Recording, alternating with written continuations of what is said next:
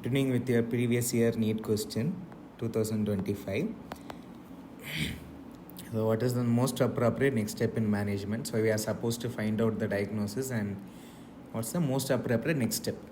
It's not the best step, they are asking only the next step. So keep that in mind. A 56 years old male patient with CKD presents with fatigue, dyspnea and exertion and signs of heart failure. On evaluation, he is found to have hemoglobin of 8.5. What is the most appropriate next step? So it's a case of CKD with anemia. What's the most appropriate next step? Oral iron therapy, IV iron therapy, blood transfusion, darbepoetin alpha.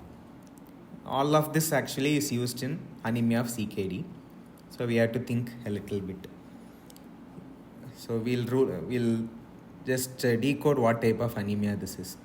So for a male patient, HB less than 13 gram per cent is anemia, right? For a non-pregnant female, for a male patient, less than 13 grams is anemia. For a non-pregnant female, less than 12 gram per cent is anemia.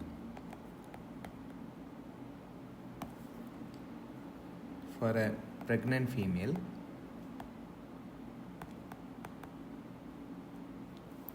less than 11 gram per cent is anemia. And we had heard about the terms mild, moderate and severe anemia. For ease of understanding, whatever be the category, less than 7 gram per cent is severe anemia.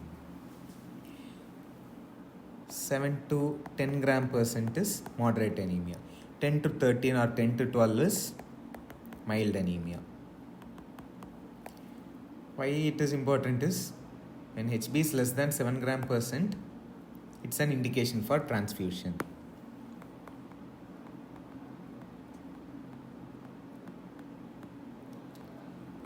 In case of heart failure, in some books they may say 8 gram per cent is appropriate, but we'll keep 7 or 8 as the study. Even if we keep 8, this patient's HB is 8.5. It is moderate anemia. So blood transfusion is not needed. So that option will score it off. So the answer has to be either oral iron or IV iron or darbepoetin alpha. Darbepoetin is a type of erythropoietin.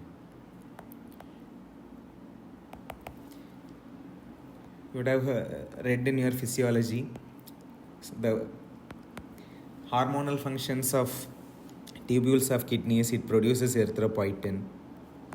So in CKD or in tubular diseases due to erythropoietin deficiency, there will be anemia. And one of the sites of vitamin D production, like one step comes in kidney, the 25 hydroxylation of vitamin D occurs in kidney, renal tubules. So deficiency or a CKD will lead to vitamin D deficiency.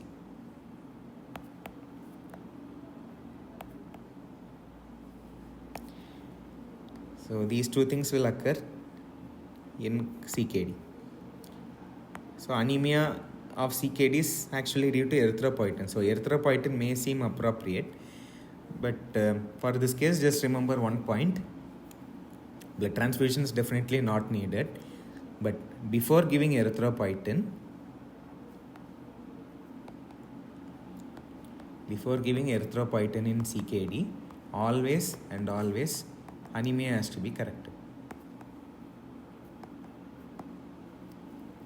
Iron deficiency has to be corrected.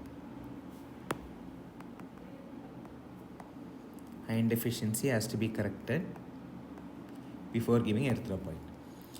Right. In this case, we couldn't find out any evidence of iron, but what is the most appropriate next step? Whether we have to give iron or darbepoetin, usually when HB comes more than 10, then only darbepoetin or erythropoietin is indicated. So up to 10, only iron is indicated. So will you give oral iron or IV iron? In CKD, a substance called hepcidin is high.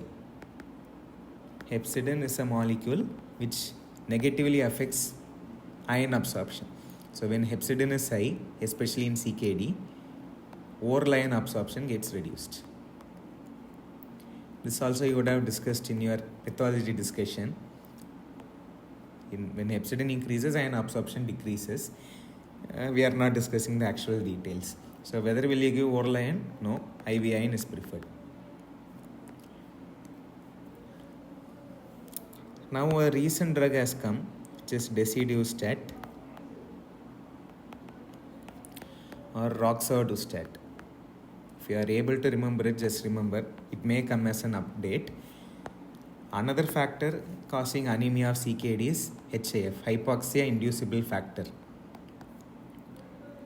This gets negatively affected in CKD. Okay, hypoxia normally leads to increased erythropoietin and increased HB production. That is why in smokers, in chronic smokers or patients with chronic hypoxia or in patients who are in high altitude, there is hypoxia. When there is hypoxia, hypoxia inducible factor gets activated.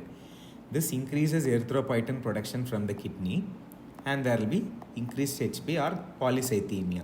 Hence the term smokers polycythemia or high altitude polycythemia. Okay. That is why in hypoxia or polycythemia cyanosis occurs. But this hypoxia inducible factor is negatively affected or its production is low in CKD. So if we are able to increase this hypoxia inducible factor, then we can treat anemia. So this desidustat or roxadustat is a hypoxia inducible factor stimulator. So it's a recent drug used in anemia.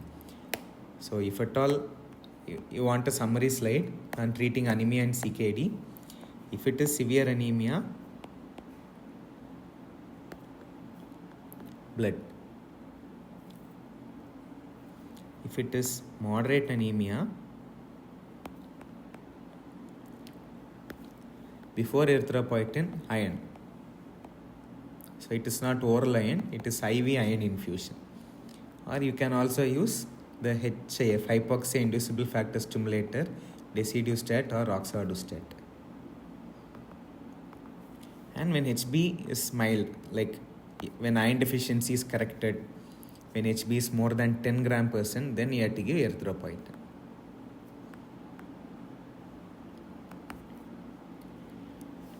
In this case, actually, you need not analyze the first part. Actually, it's anemia of CKD. What's an appropriate next step?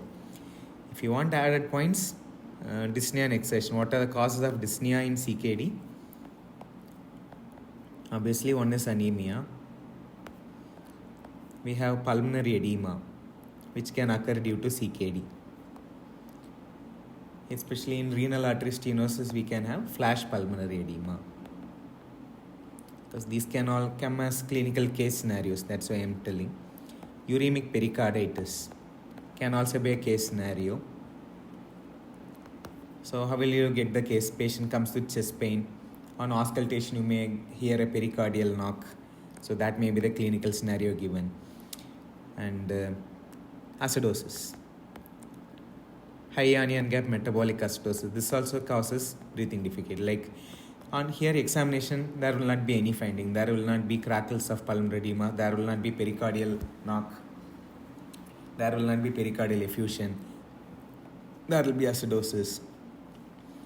So these can come as clinical case scenarios in CKD. So the answer in this case is IV iron therapy.